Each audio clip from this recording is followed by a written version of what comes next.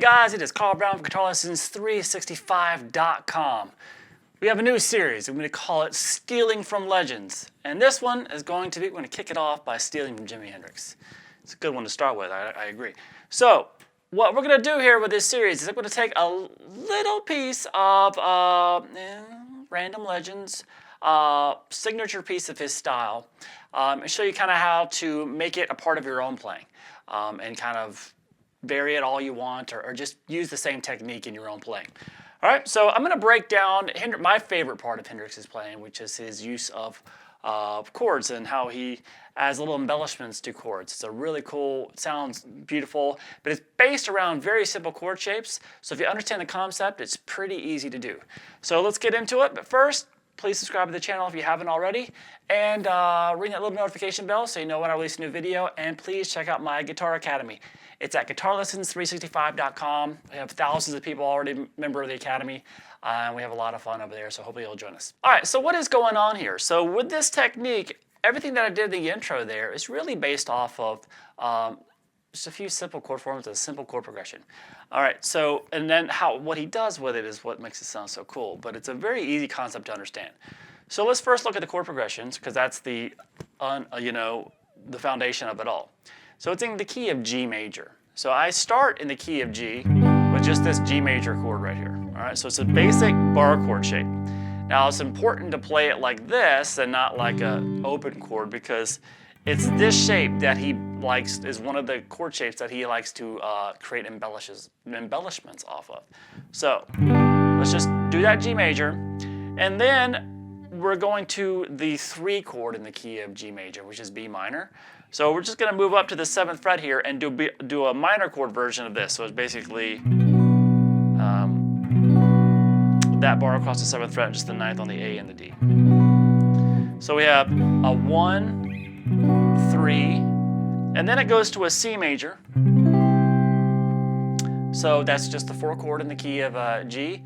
And then the first time through the progression, I ended the 4 chord progression with an A minor. So we had just a G, B minor, C, A minor, and then back to the G. And we started repeating the chords again, except this time the last chord's different. We go G, B minor, C, to a D major chord.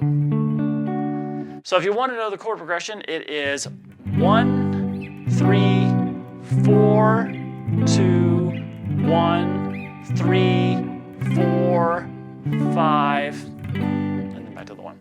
All right, so what does he do on these chords that, obviously, if we played it like that, it's incredibly boring.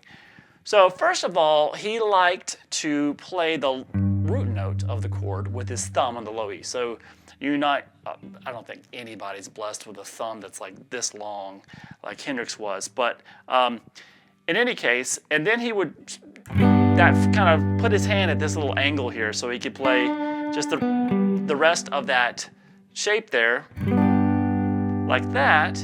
And then that allowed his pinky available to just play embellishments off the high E string, which is usually 2 frets. I mean, if we're playing it here, he would play the 5th fret there as an embellishment, and then the same thing on the B, and the same thing on the G.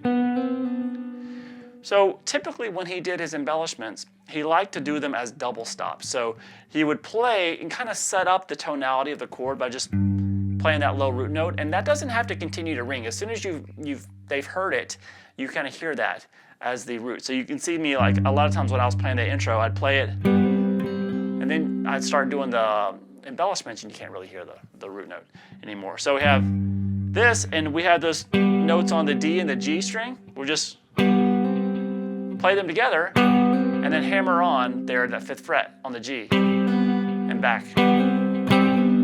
And then we do the same thing with the G and the B, and you're hammering on the 5th fret there on the B. So when you're playing these 2 strings, you can also do the hammer on the 5th on the B string or on the G.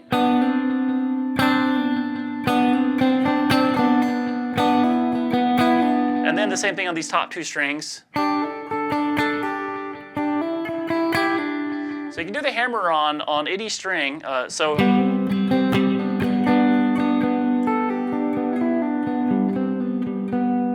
So he would take that major chord shape, and wherever he played it on the fretboard, if he moved it up here, he just played and move it up here. So you see when I started with that G chord, I could just do whatever I want. I was just kind of improvising. I don't even know what I did. And then moved to the 3 chord, and we have this same concept, but it's now based off of this minor chord. So we have that entire bar there that we can work off of. And what he liked to do was literally just really hammer on the 9th fret across. So basically, I'm hammering on the 9th fret on the A string while picking the D string at the same time. And then do the same thing on the next 2 strings, and then the next 2. So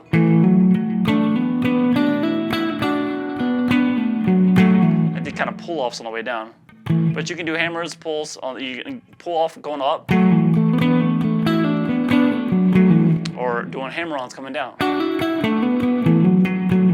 All right, so it's really cool, and then he can go down, play that note there on there, kind of really give it a good little melodic transition.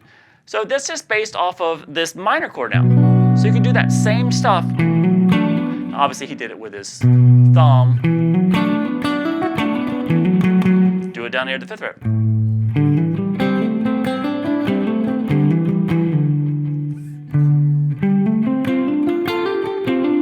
So it's all movable. So as soon as you know that minor shape, you can take those little licks and move them anywhere.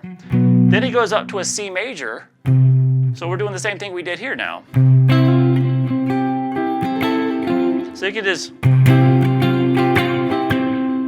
and then over to the 5th fret for the minor, A minor. Well, we have the same minor stuff that we did here, we can do here.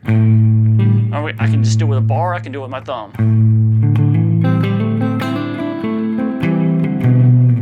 And then start over.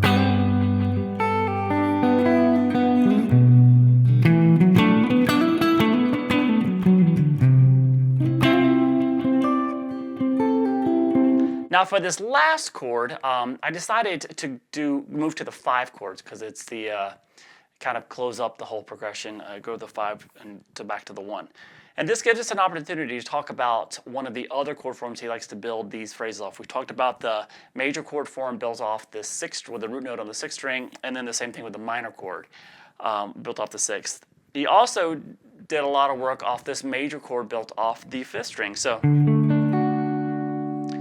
we basically have just this D major chord. Now you can see that little bar we have here. That's what he's going to be using. And he does it by taking this root note and moving it up to the 3rd of the chord. So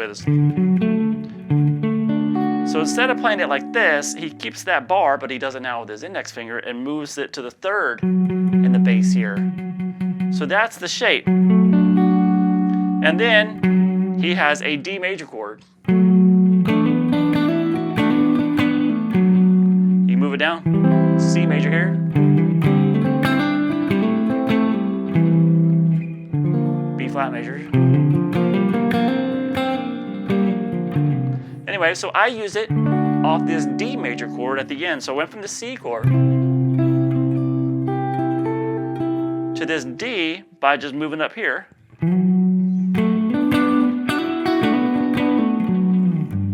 Back down. All right, so hopefully this gives you a good understanding of what Hendrix was doing when he played those really gorgeous chord sequences, and this was a very signature part of his style that you can hear a lot of people use these days. From the you've Yellow Ledbetter, the Pearl Jam, and obviously SRV used it a lot. It's just kind of like become a signature thing that a lot of players have taken from it. You can hear all over the place. And it's just gorgeous, and it's simple to understand and apply to your own playing if you just know these basic shapes, and then you can just have a blast with it all day long. All right, I hope you enjoyed it. I'll see you again soon for the next Stealing from Legends episode.